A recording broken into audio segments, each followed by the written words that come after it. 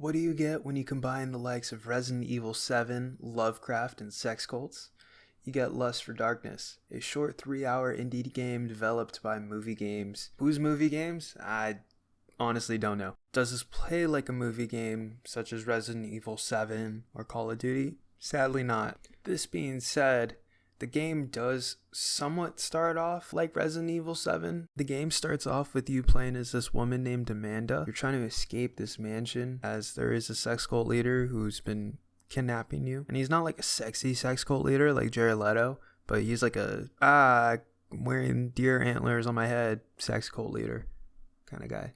That being said, Amanda develops Stockholm Syndrome for this guy, and this opening credit scene plays where she's just getting pounded by him. Like, I wish I was joking, but like, no, this legitimately happens.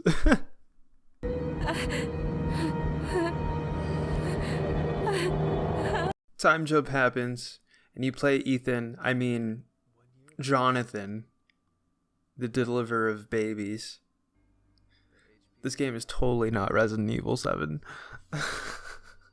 As Jonathan, you do this really boring walk around the house segment, and then you get this strange envelope from Amanda telling you to go to the mansion and rescue her.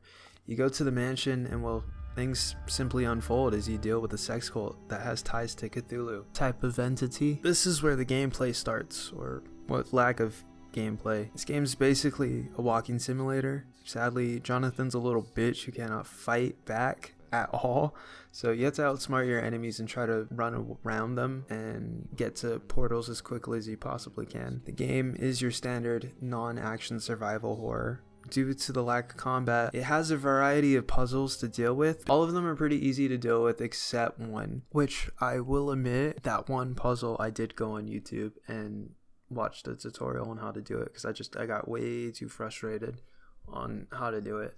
But the rest of the puzzles are all pretty easy to figure out on your own. The game does try to have a little bit of variety. Honestly, it's really just in the beginning. There's a stealth section, if you even want to call it that. Pretty easy to beat, if I'm going to be honest. But I think the reason why most people are interested in this game isn't because of the gameplay. It's because the game has something very unique, and we'll say the atmosphere is what allures people to this game. This is probably the most sexual video game I have ever seen. It makes GTA's hot coffee look innocent compared to this. That being said, the gimmick that they're running with isn't really it's kind of a letdown, if I'm gonna be honest. I feel like sexual horror can be something done well. Look at the Alien franchise. The Alien franchise has done sexual horror and fleshed it out to where it's very scary and new and different, and it goes beyond boundaries.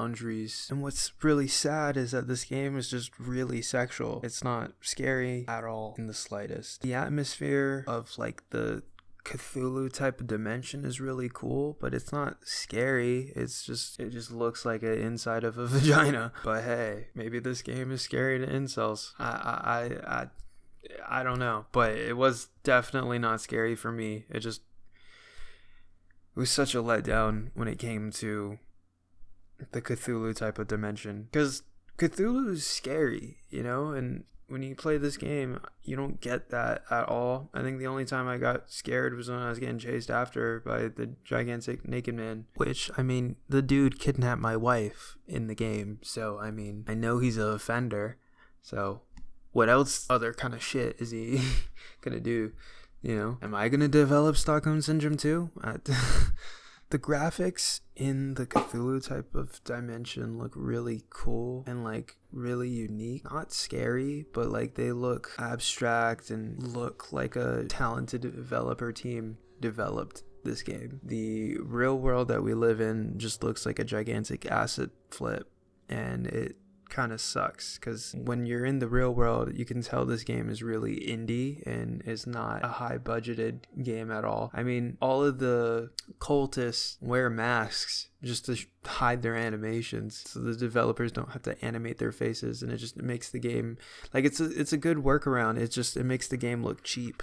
the real world, some of the props just are freakishly huge or just not detailed for any reason, and it seems like an asset flip. And I get it, it's not a AAA developer, but still, they spent a lot of time on the dimension and it was like underutilized. Like, I feel like you're in the real world more than you are in the Cthulhu dimension. The music in the game is a little bit generic, but it served its purpose. It kind of set the atmosphere for things, so I won't really complain about it. Honestly, it's not really memorable, but I mean, it got the job done, you know?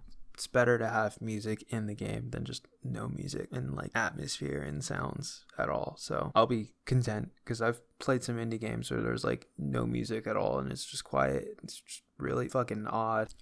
The last two things that I want to talk about is the dialogue and then that ending.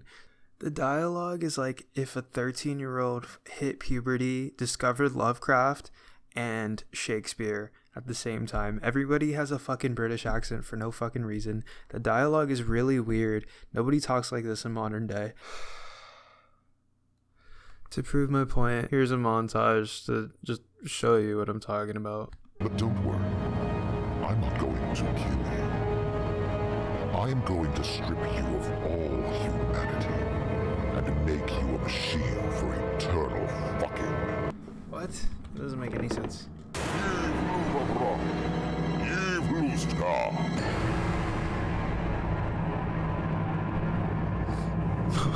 If you're looking for someone to play with, perhaps I could be of use. I just found out that I have a child. I should be filled with love, but all I feel is pure, growing hatred, burning inside me delightfully like poison. An act of God. Who is God then, if not the creators of this world? Let us take a look around once again and ask a question. And lastly, that ending, all I can say is what the fuck. I won't spoil it just in case you decide to play it or whatever, but the ending was like, what the fuck? And the dialogue for it was so cheesy. It was probably the worst dialogue in the entire game, and it just had me laughing. I like legitimately laughed for 30 minutes after I beat the game. The only reason why I'm being harsh on this game is because I bought the game on Steam. I genuinely feel like this franchise can be interesting if they just put in more effort. Like, it's a talented development team, but the story is severely lacking, and I'm hoping that in the later games it improves drastically, because the concept is really interesting. It's just the execution that really falls flat. The reason why I'm disappointed is just because, like, nobody's making games like this. Nobody's making horror video games that are like kind of sexual and push boundaries. Art is all about pushing boundaries and going to new places and having new ideas and new concepts. And this game and the development team have an opportunity to make something really dope, but they're not doing it, and it's a huge letdown to me personally. That being said, I did purchase the follow-up game, so you will be seeing a review for that shortly once I play it, because I have it installed, I just haven't played it.